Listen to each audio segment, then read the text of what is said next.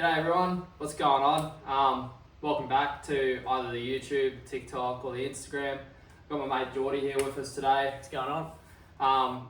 As you may know, Geordie's also got a VK. But yeah, we got Geordie here with me today to talk about my car.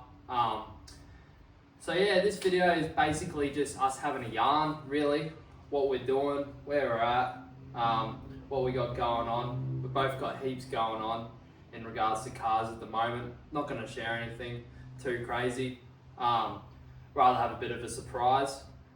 But yeah, behind us here we have my 1985 VK Berliner Commodore. It was a 202, hence number plates 202, bruh. I'll be dropping videos down below and whatnot and doing all that cool editing shit. But yeah, Geordie, what do you got? Do you want to explain what car? Same thing. So I've got a 1984 VK Berliner. It's the same colour, copper tone trim with the Cornish gold. The outside isn't anywhere near as nice as this. It will be undergoing a full respray in the near future, but for now it's just had the bay done. Yeah, we're in sort of similar positions, both doing LS VKs. It's good to sort of bounce ideas off each other and sort of like, you know, I can say to Cohen, look, this is what I'm doing. We don't try not to copy each other, but with a lot of the stuff we're doing, we are doing it similar. You know, same gearboxes, same engine combos. His is a bigger motor. Yeah, mine being a 346 cube and his being a 403. So now where the car sits, what's sort of the next goal? Where are we looking to go next with the car? Yeah, look, it's a good question. So obviously the main goal was to get the 403 in the car. We've achieved that. And now it's sort of a waiting game, I must admit. Just a money game, really. Like if anyone's ever built a car, I'm sure there's a lot of people that have the money to do so. But big goal for me would be just to get the powertrain done, for sure. Get the powertrain done and get some different wheels on it. Give it a bit of a different look. Obviously keep the paint the same. The exterior of the car is pretty well going to stay the same, Geordie, but yeah, put some different wheels on it. We don't want to give too much away, but are we yeah. going towards a big Bud Simmons style or a weld wheel? Yeah, look, I think in today's day and age, look, I don't want to be rude or anything, but I think a lot of people have welds and a lot of people have that drag wheel style look. Yeah. So I think I want to move away sort of from that. I want to do something that's a bit different. Obviously, it's not the only VK with an LS in it, so you've got to be different in other ways other than motor combos. So I was thinking maybe like a 20 of a Holden style wheel. I got some wheels in mind. For me, if you're running Simmons, for me, I think you have to have tubs and you got to have at least a 20 by 10. Yeah. Or a 22 by 12 ideally. Everyone knows 22s don't ride good, but like it's purely just for the look. And with my build, that's probably the route I'll go down. It's certainly not going to have those wheels in the next few weeks, but it definitely will be happening. But yeah, I can totally see why people would run a weld wheel and why they're so popular. Just due to how good they look. You know, you really just can't beat it. Look, great welds are great. You know, welds are a great wheel. Obviously, if you are into drag racing, you do want to run a light wheel, and that's where the money is in the welds. You know, they are the quality rim. What keeps a car scene interesting is things are always changing, and I think the more people go different styles, the more the car scene changes, and the more different audiences it brings to the car scene. So I think if somebody was to see this car on a set of billet show wheels, or you know, maybe take a step back and put some sex spec wheels on it or something like that, but still have the pro street combo. And that's the thing with wheels; they are the easiest thing to change. Yeah. They can make or break a car, but at the end of the day, you can always change them. Yeah. They're not like a permanent modification, like something else, like tubs or something. Yeah. But yeah, they're definitely exciting to see where the car will be and what sort of wheels we'll be seeing on the car. Yeah, and it'll be cool. Like in a couple years or so, obviously the car will be on the road and it'll have those wheels on it and stuff. But yeah, enough about my car. Let's talk about your car. So obviously you've got your VK. You mentioned that you've got your motor in it and whatnot. Let's say the next year, what would be your goals as such? What events do you want to go to? What do you want to achieve with the car? Maybe talk power figures, maybe. Yes. Yeah, what do you want to see out of it? Yeah, well, it's huge. Essentially, in a year, I would love to see the car registered, running, driving on the road. I want to have all the trim done and the paint and panel. Not so much tubbed or on a big set of wheels at that stage, just being realistic with money. But yeah, if I can have immaculate paint and panel, immaculate trim, and just have a good, reliable, stout combo that's safe and also looks the part and sounds tough, that's the goal. So that's where I'd love to be with the car. As far as events, Summer Nats, I haven't got an entry ticket. I did miss out. They sold so quick. Crazy, eh? 24 hours or something. Yep. Fucking ridiculous. As far as Summer Nats goes, we'll see what happens, I guess. It's still quite a while away. But next year, as far as events go, I'd love to just be able to get to as many cars and coffee as I can locally around the sunny coast. I come from the sunny coast. So that would be my events. Cars and coffee, I'd love to get to Power Cruise. I'd love to get to Beach Fest next year. I'd love to just get the car out as much as I can. Obviously an event like Summer Nats, it doesn't get much bigger in Australia. Yep. It's probably the pinnacle horsepower festival in the world, probably, I would argue. I would argue next that to SEMA. I reckon it's definitely on par with SEMA. Just for the sure. sheer size of the event, and people from the States even come over for it. So yeah, that's probably the goal for me, is to have the car at that sort of spot, but a lot can happen in 12 months, so who knows.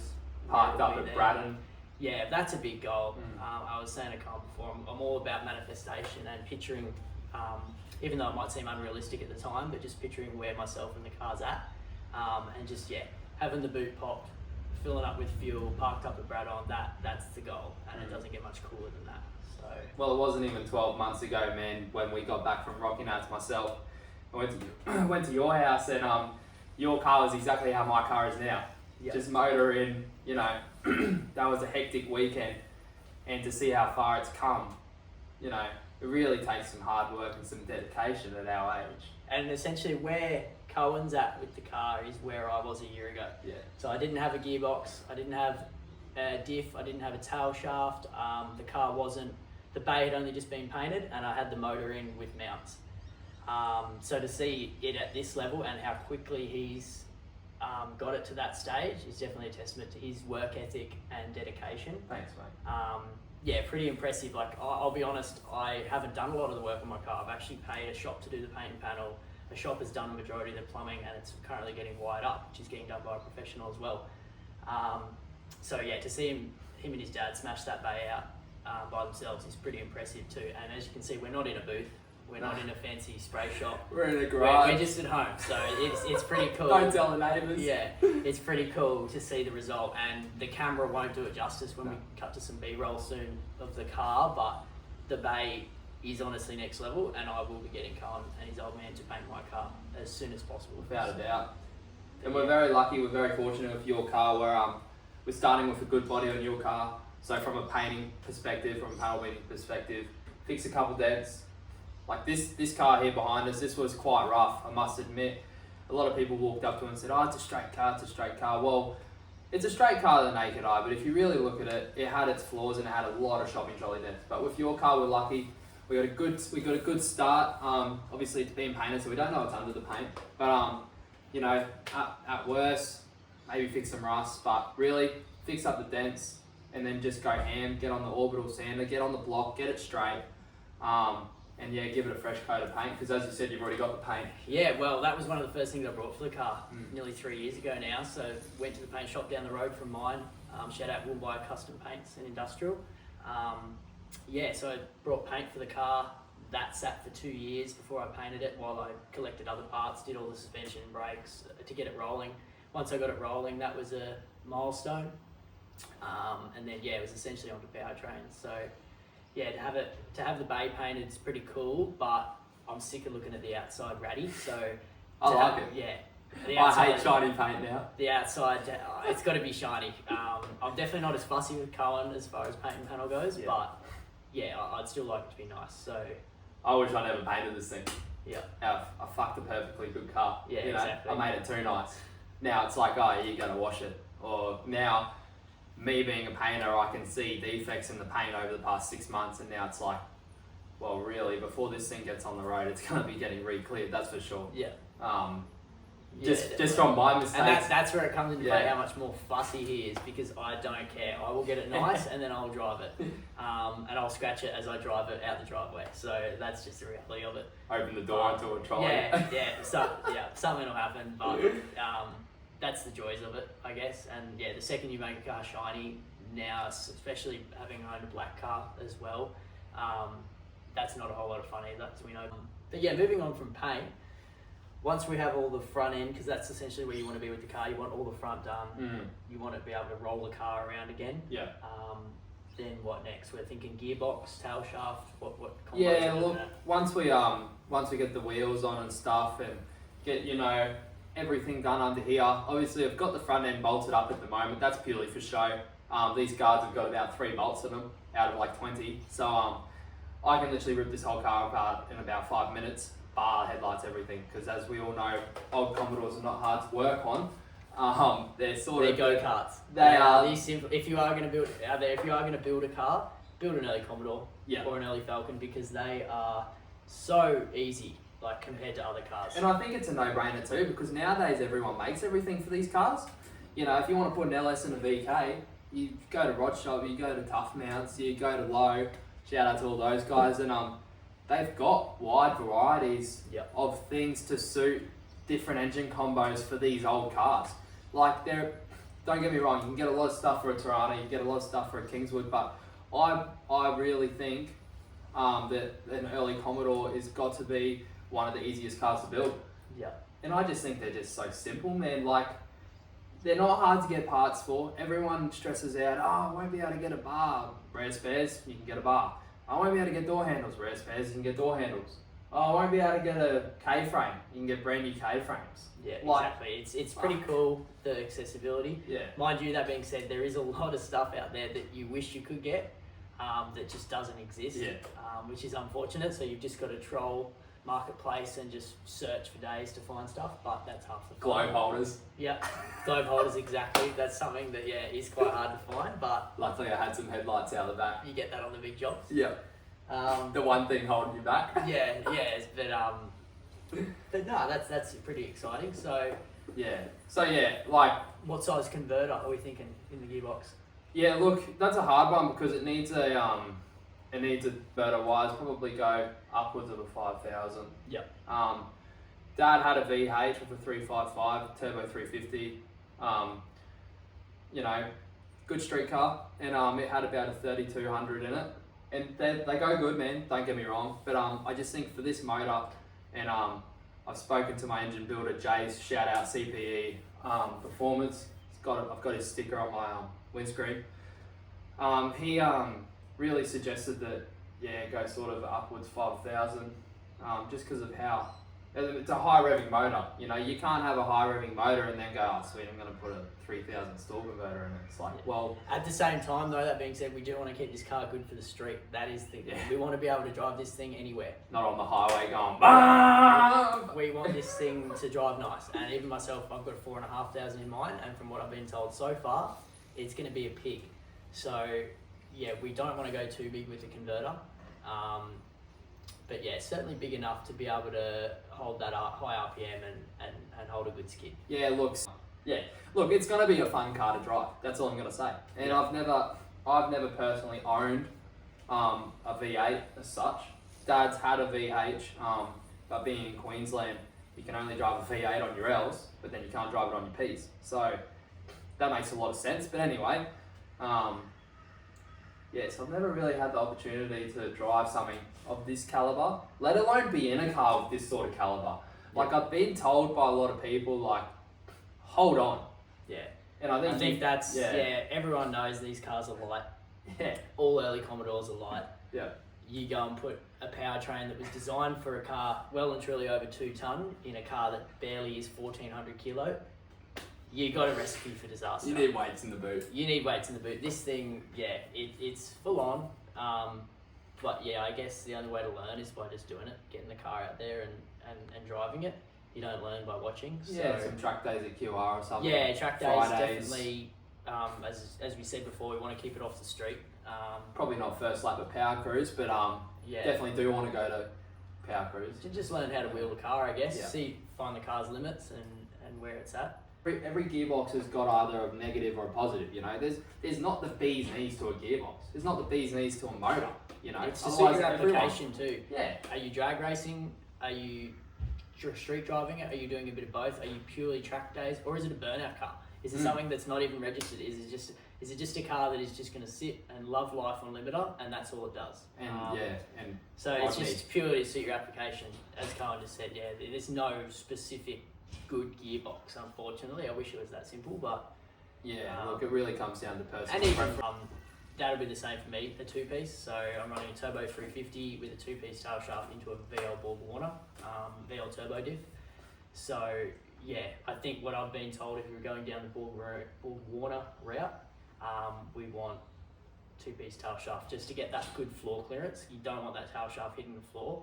Doesn't make it nice for people in the back of the car, and it's just a terrible thing to have when you're going fast. And it's another thing you got to stress about, like what's that knocking? It's my tail shaft on my floor. And we all know fuel lines that run very close to your tail shaft. That's along your chassis, so stuff like that. But if you did go down the route of a truck diff, like a 9-inch or a sheet metal 9-inch or anything down that way, and went away from a Borg Warner, that's when guys run solid, straight tail shaft, not two-piece. So it's just, I guess, once again, back to your application and what you're running, what setup you've got. But for now, it looks like it's going to be a two-piece. Yeah, look, it's going to be a two-piece and most likely a Borg Warner diff. Purely because just at the moment, I'm more like, seeing this car put together. To be honest, I'm actually just keen to get it on the road. So what are we thinking of Borgie? Are we going to shorten it, or are we just going to put a good centre in it and maybe bigger axles? And that's when it comes down to it. You're going to tub the car, you're going to do a 4-link, you're going to do coilovers, shit like that. And really what I really want to do is a sheet metal 9-inch, tubs, the whole lot. Because, being a panel beater, you really want to showcase your skill. In saying that, I want the car done. Alright, I got a deadline. I have a deadline in my head when I want this car done. Same thing, same here. Yeah, I think a deadline's really important. It is. Otherwise, you just can sidetrack. Otherwise, it can take forever, and obviously life gets in the way, and other things come up. So to have a deadline is important. The car. That being said, anyone who's into cars knows this. It's never done. You get it on the road, and there's something breaks or something you want to change. Some building cars for the first time and not having a lot of experience. You're gonna want to change stuff, and that's pretty normal. But the car will never be done as such. But not if you keep the car. But for someone like me who's gone for something, who brought a shell that wasn't running, to me, done. Credit. We'll drop some and photos. I say that done is just a registered car that you can drive on the road. That's done. Doesn't matter if the paint's not perfect. Doesn't matter if it's not the highest horsepower engine. Doesn't matter if it's not even the coolest sounding engine. But to me, to have it done, painted together as a complete car that looks presentable, that's done.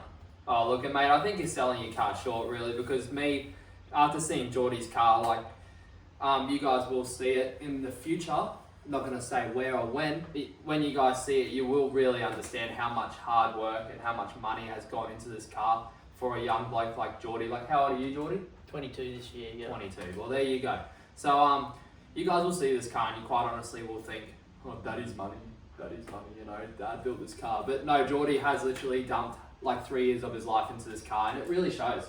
And from the diff to the brakes to the shifter to the motor, everything in Geordie's car is just slowly piecing together, and it's at the point now where it's really ready to rumble. And obviously, look, I'm not going to reveal anything, but you will see it sometime in the future. That's all we're going to say for now. Sometime in the future. As Colin said, a lot of time and money has gone into this car. As I said, I have had a lot of help from shops. As I said, with paint and panel and electrical and plumbing. Which you paid for? Which I've paid for, full price. No discounts. No discounts or anything. No cost price. It's all at retail. So even down to the exhaust and stuff. Like, I'm not very handy on a welder, so even I got a fabricator. Shout out Ben at That's Cool Fabrication in exhaust. He did the exhaust for me, and even then, a lot of that car, I'll be honest, a lot of the car I haven't actually touched, and I'm happy to admit that. I'm not going to say I've built it all with my bare hands. But in saying that, you've got up at 4 a.m, gone to work. It's the money thing, and that's You know that's what I it. mean? And people say, oh, but you save so much not paying labour, and it's like, yeah, that's cool, but I'm the sort of person who, and maybe it's a confidence thing with me too, I don't trust myself enough, but I would rather save up, pay a bit more, and have it done right, and have it safe and reliable, and something that I can confidently put passengers in and take out on the road, Perfect. than just wing it. And because we're dealing with a lot of power here under the right foot, Yeah. and it's not something you half-ass, No. and especially with other road users and other people. If you are taking it to a track day, the last thing you need is someone out there who's gone about things willy-nilly. When we're down to fuel system and electrical and things that can quite quickly go wrong. Yeah.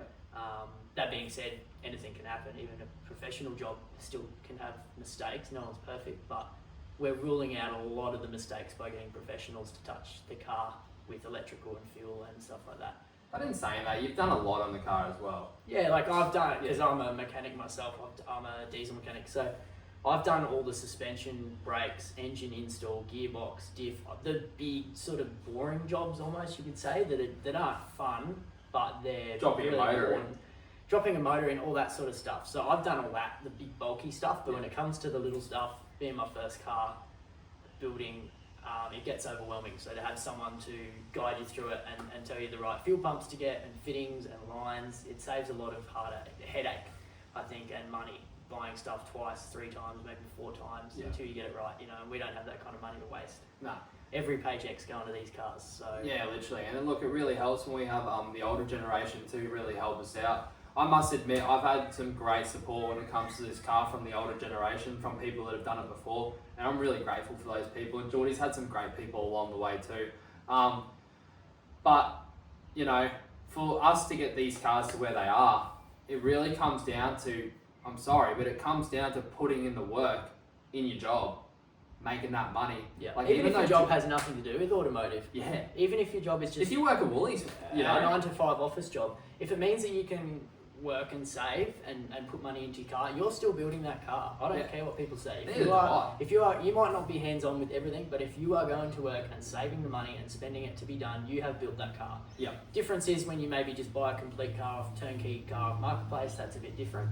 Yeah. But yeah, when you're still buying the parts, you're paying someone to do the work, and you're going to work yourself, no handouts, and saving, that's where it comes into play. And not everyone has the drive or the skill to be able to pull a door handle out, put a motor in. This shit isn't, for us it's pretty simple, right? But for somebody that hasn't looked at a car in their life and can't tell the difference between a VK and a VH, they're not going to know how to do the small things. So even the small things, if you're paying someone to do that, as long as you're working and you're getting that money, you built the car, man, and I think a lot of people sell themselves short when they say, I didn't really build it, where it's like, well, mate, you got up, you went to work, and you made it happen. You just got somebody to move the tool for you. Yeah, exactly. And sometimes, on your first build, I'll say it now, this won't be the last car I built, No. and it certainly won't, and it certainly won't be Cohen's last car either. The goal is to be building cars for a lifetime, and this is only the first car, and it's sort of there's nothing wrong with getting people to help you along the way, because at the end of the day, the next car we build, I might tackle the whole fuel system myself, because I can almost copy and paste what's been done. Yeah. Might change a few things. I might not be happy with the way it's done in certain ways, and we might, or even by then, the industry's come a long way with parts. They're forever evolving. It's getting easier and easier New things are being to designed. make horsepower these days. 400 horsepower 20 years ago was really impressive, whereas these days that's a pretty basic car. So You rock up the Power Cruise and you got 400 horsepower, and everyone's like, what's that? Yeah, exactly. What do you mean you're not pushing 900,000 horsepower? Right, that's simple. It's like, mate, it's not. When you put the work in, so we're in. What brakes are we thinking? Are we thinking Willwoods all round, VT brakes, or just standard VK brakes? Yeah, look, definitely not going to run the standard VK brakes, that's for sure. A lot of people have different minds about the Willwoods. I am running Willwood. I'm going to be ordering the complete. So Willwood Master, Booster. Not going to run a Booster. Delete. Sorry. Yeah, so Willwood Booster Master, Willwood calipers. Yeah, and then the VT brake upgrade, which will work hand in hand with the Willwood. Okay. So I know there's a few good brands out there. I mentioned Hopper Stoppers do a really good kit. Low Fabrications, Chubby, Damien Lowe. saw that yesterday. He does it. We were looking at that. He does a complete kit. I think it's like $1,400. Yeah. Don't quote me on that, but it's around that sort of price, and that will get you calipers, rotors, hubs, and lines. So that's essentially everything to do the front end. Yeah, and mate, the I brake reckon on the that's front end. perfect, hey? That's not the route Right. I went down, but Yeah. in saying that, we're learning from mistakes, and that's something I'd do again. I went down the route of buying everything individually, and when you're looking at trying to not do it on the cheap, but trying to save money, it's probably better off just copying that money straight away, taking that bill straight away at the start, paying the $1,800, whatever it is, to get the front end, to have it all in a box complete, and then you've just got to assemble it. Other than doing what I did and go to the wrecking yards, find some VT calipers. I ended up running Castlemaine Rod Shop hub adapters, I think, and they're really good kit. They're essentially just a trailer wheel bearing that just mounts onto the stub axle, and then your VT rotor slides over that, calipers, and then lines. So brake. For these cars, like even when I was talking about the brakes, like that's what I mean when I say they're so accessible and they're such a great car to start with. The V, you know, from the VV to about, I don't know, let's talk VN, maybe sort of like I class that as the first gen. I would classify that first gen, early Yeah. Commodore, and then we're thinking VR, VS, second gen into VT, VX, VZ, VY, VZ onwards. And then, like if you're honestly like, if you're a young bloke and you want to get into cars and you're really looking for something to start, and you're not fussed, honestly, mate, I don't think you could go wrong getting an old Commodore. First gen, and obviously VKs, VLs, they're going to come at a higher price than a VN, just because they are a little bit more desirable, because they are a little bit rarer. Yeah, like and one they are sold. older, That VL Calais sold yesterday or the day before for like 195 plus buying price. And that car will probably just get put into storage and never seen again. Yeah, glass box. Maybe not. At least it's kept alive. Who knows? Someone might go nuts and just put a big powertrain in it and fucking track day it. Who Or knows? someone might take it to Cars and Coffee on a Sunday. Yeah, and that's cool to see too. Yeah. But yeah, as Cullen said, for anyone who's out there just young, who just wants to get into cars and is into their Holdens and Fords, I would recommend an early Falcon or an early Commodore, just because how simple they are.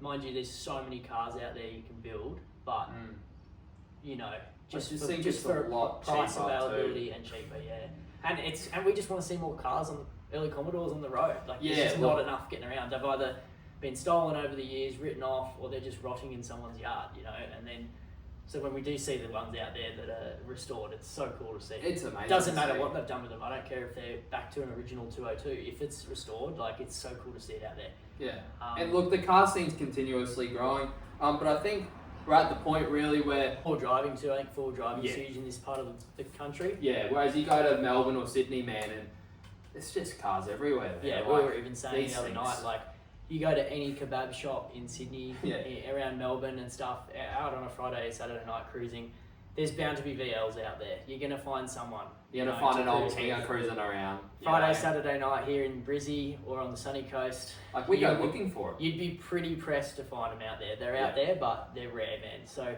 honestly, to see more of these on the road, regardless of engine combo, regardless of condition, is just cool. Oh, and I just love want to see it. I want to really encourage the young generation that are into cars.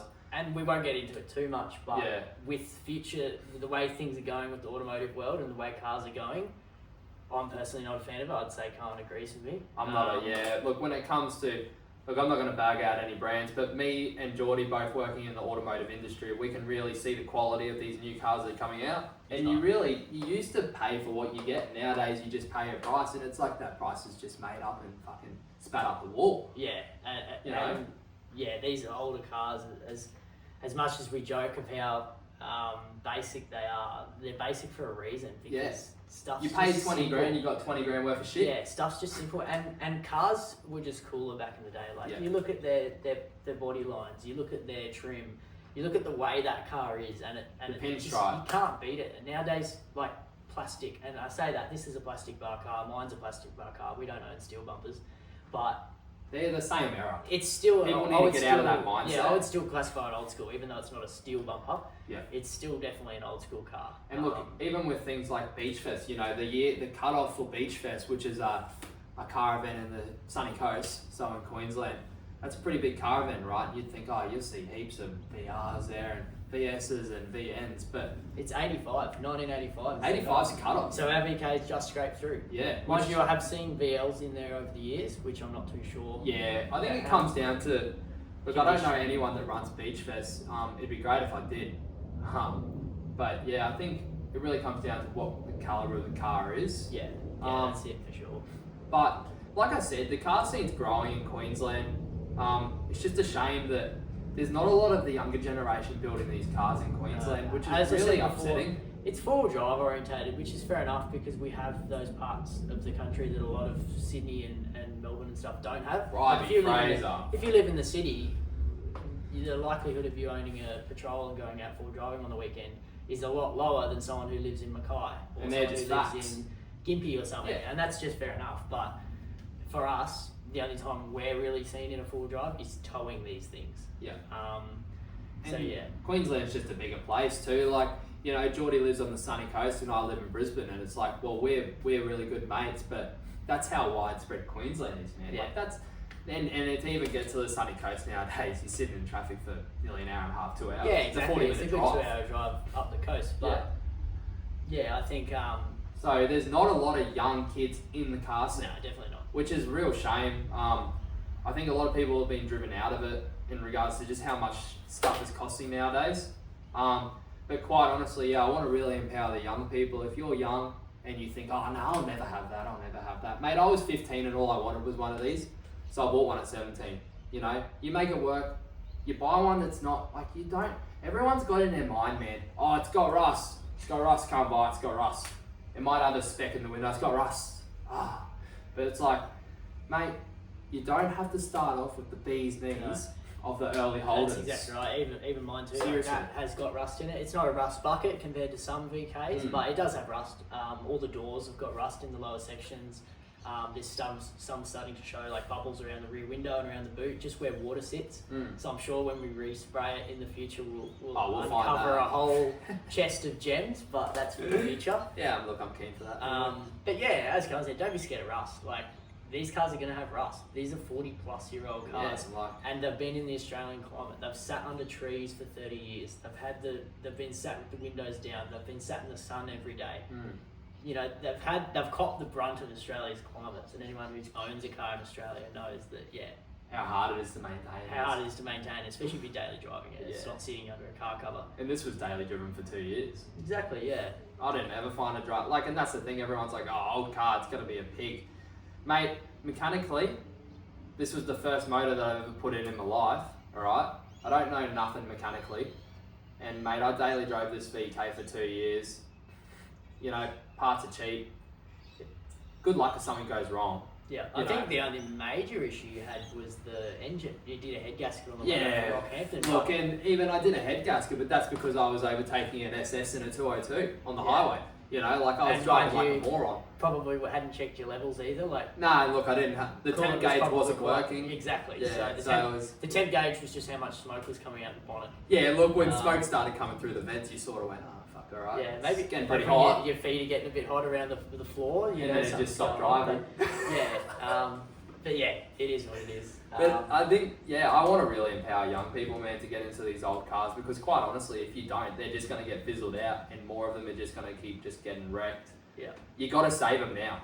Yeah, now is the time to save them. Because you think in 40 years' time, these cars, if they're not restored now, or at least just kept in, put in a shed, if they're not on the road, who knows where they'll be? They won't.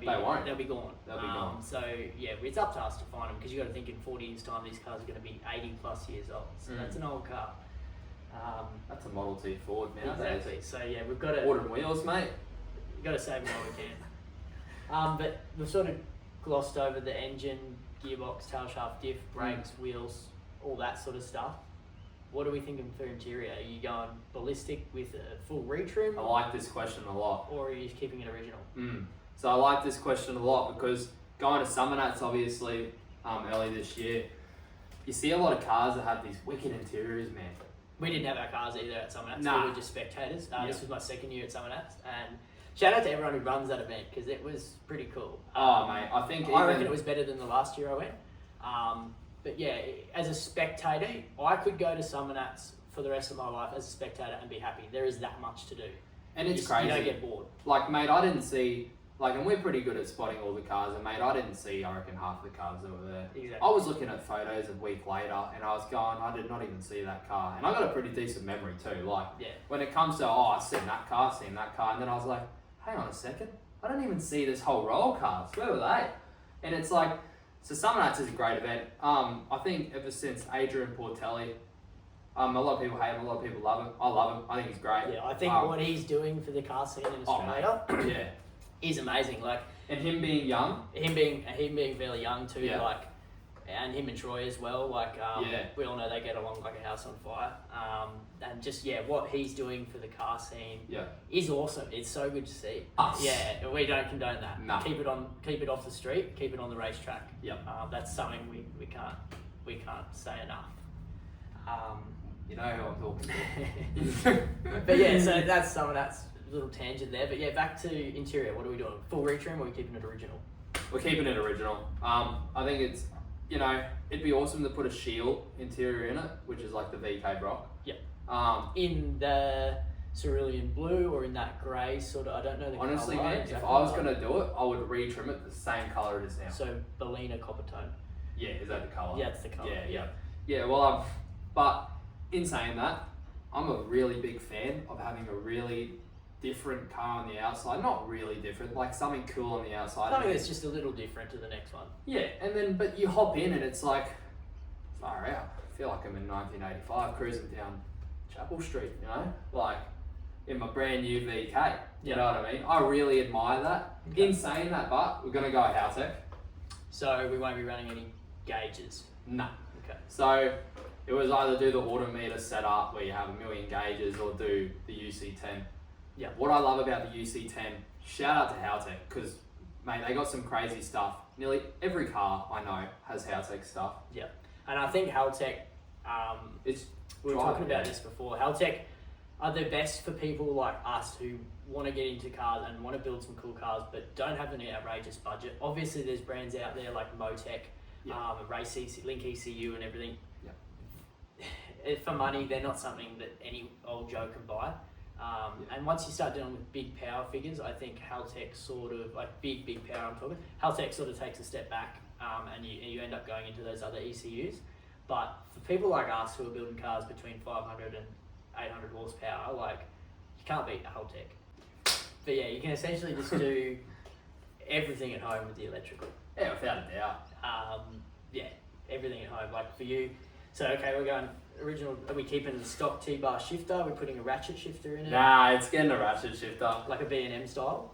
Yeah, so I'll drop a photo of your car, because how Geordie's car is on the inside is identical really to my car. We've got the same interior. Yep. We've got the same car, guys, literally. And it's pretty funny. It's pretty cool. I just can't wait, and we joke about this all the time. I just can't wait to have them parked up next to each other at the lights or at the Cars and Coffee, and just have the air cleaner out the bonnet and just have the two cars together. It's going to be pretty cool. Yeah, look, if anyone ever sees us driving out in public and you're behind us, can you get a photo? Because that's the only photo I really want. Yeah, just both of our two. arse ends on the ground, filters through the windscreens, two young kids just driving these cars like they were meant to be driven.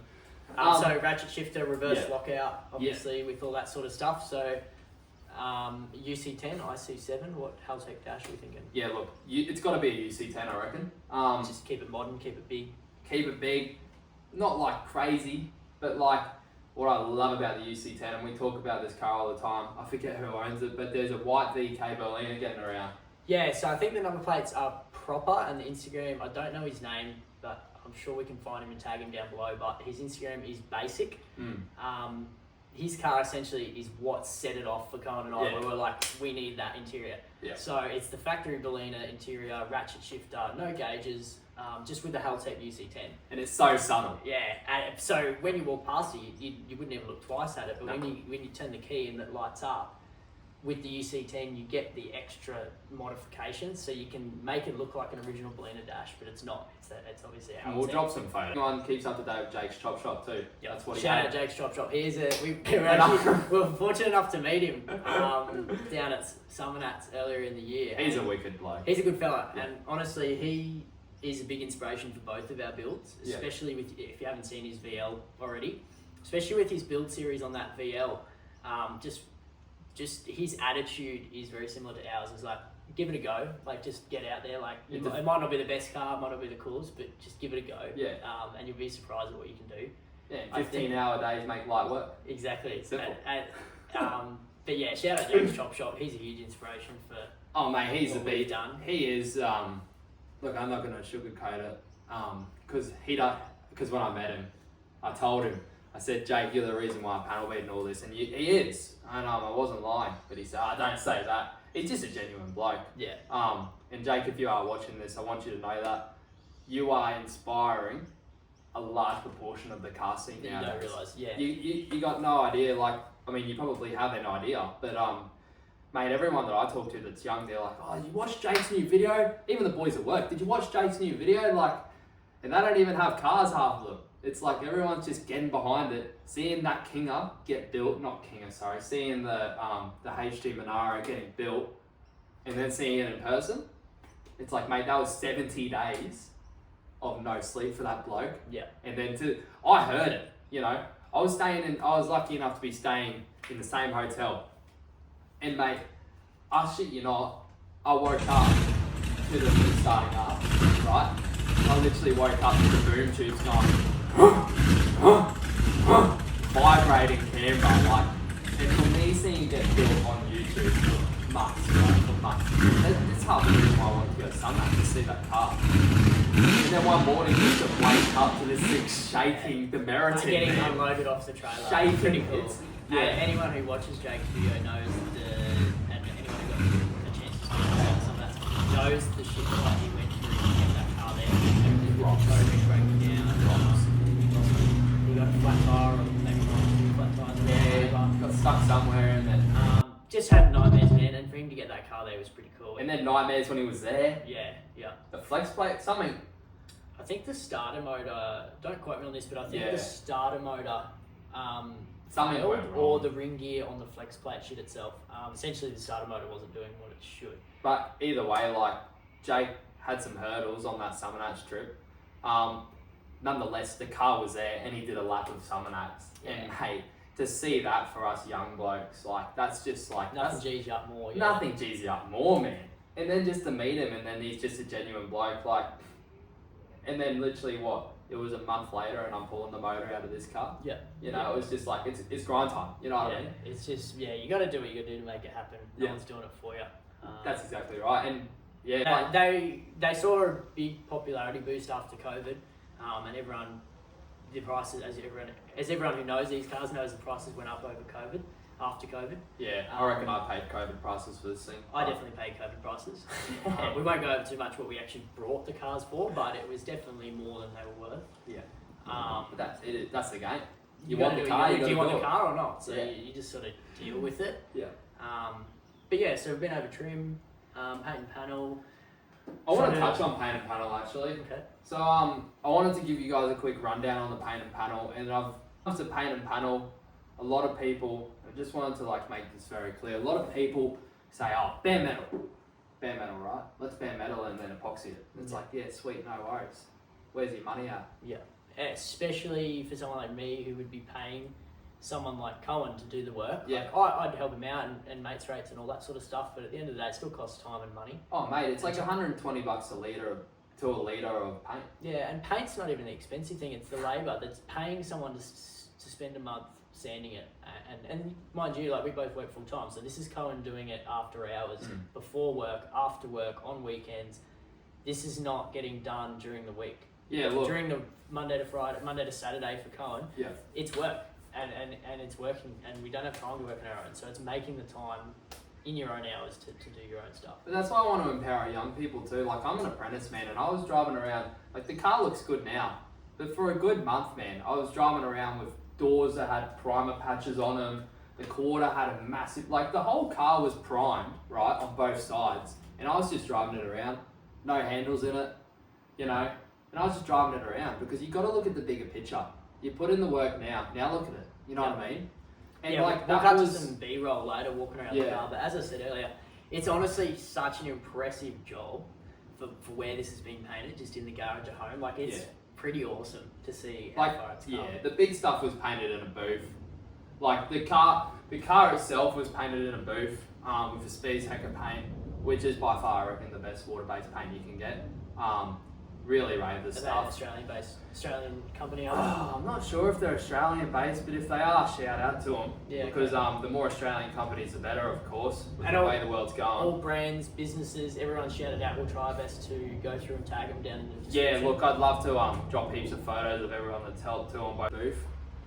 Look, I'm sure everyone's like, oh, I just painted out the back and shit, but do a paint job out of the back and tell me how it goes.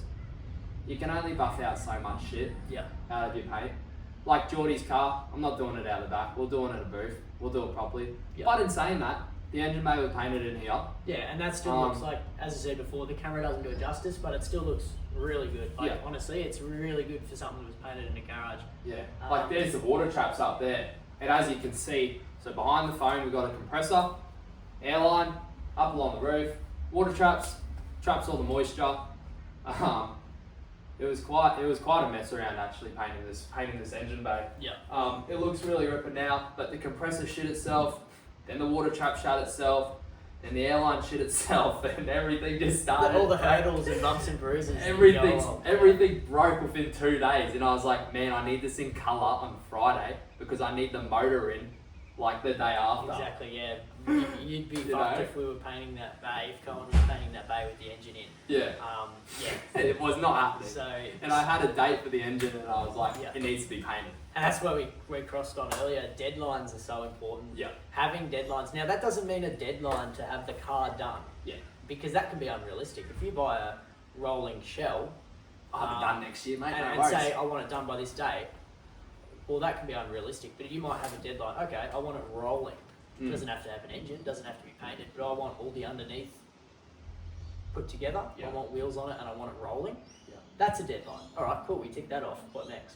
I want an engine. Yeah. Sweet. Let's save up to buy that. So having deadlines is so important. And I think a little vision goals. board is really important for that too. Vision board is huge. Like I've got one. I'm a big Like, believer of a vision board. Yada yada. Mate, my whole wall in my bedroom is literally just pictures, photos, drawings, Yeah. ideas, words, just lists upon lists of stuff to do with this car, and half of that stuff's ticked off. Yeah, You know what I exactly. And it's putting it down into the world, like putting it down on paper, whether it be a note in your phone, Yeah. a scribble on your wall, a bit of Yeah. paper, even just putting it out there and In your saying what you toolbox wanna and do. at work, Yeah, just a photo of just a the photo, car, your wallpaper. you know. Yeah. But Because your head can only store so many Exactly, yeah. ideas. yeah, and- deadlines are huge. Yeah. So going back to the car, what we've crossed over, all those sort of things.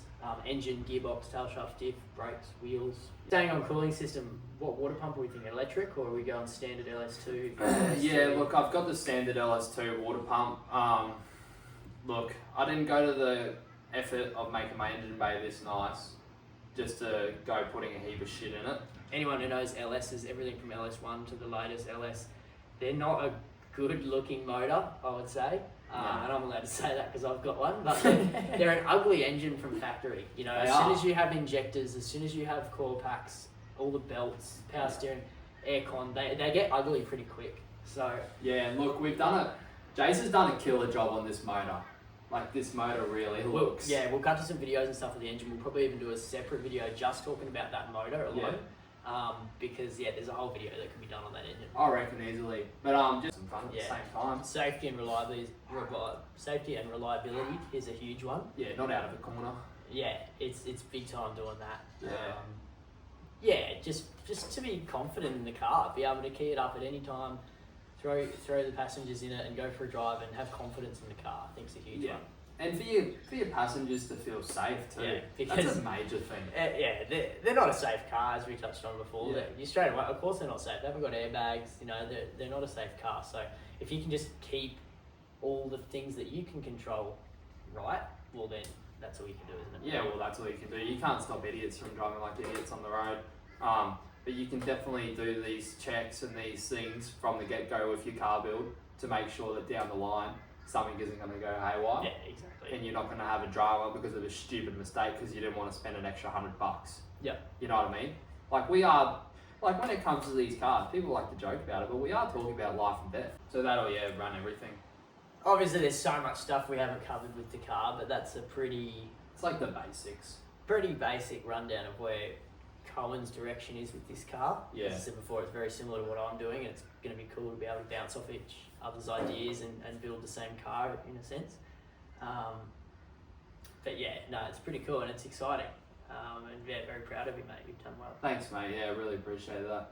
But definitely the biggest goal is getting it to that deadline. The deadline's not Summer Nats 2028, but I'd love to have it there. Yeah. With Geordie's car. So this isn't, mind you, this is 2026 now. This isn't next year. This is the year after. Yeah. So because entries obviously sold out for next year. You know, if I won the lotto, I'd be there next year. But yeah, it's a money thing. Yeah, that's exactly right. Like, if I had all the parts, I'd definitely be able to build it for next year. I'd be able to build it for next week. Yeah. But yeah, nah, just sort of saving at the moment. Obviously, you want to live your life too. Like, in saying that, I don't go out. You know? We don't. That's a big reason why we can build these cars. Yeah. We're not out every weekend spending money. We are we're being boring, to be honest. Like, we're quite boring, but and look, if you don't like that, I don't give a shit. Yeah, you've got to be. Care. You've got to be boring to be able to do stuff like this. Yeah. Because yeah, unless you're making a lot of money, you can't do both. No. So you choose one or the other. So there is a lot of sacrifices that go along, mind you. Like, and we don't bag people out to do that. Yeah, we're both very fortunate to live at home too and pay pretty cheap rent compared to a lot of people our age moving out. But yeah, being able to live at home enables you to save and spend a lot more on the car. But in saying that, like, there's people out there that say they want to build cars and they work 6 hours a day and or they go out and get on the piss and then they're like, I've got no money to build a car. Yeah. Well, no shit, because you don't get up before 5 a.m. in the morning, you know?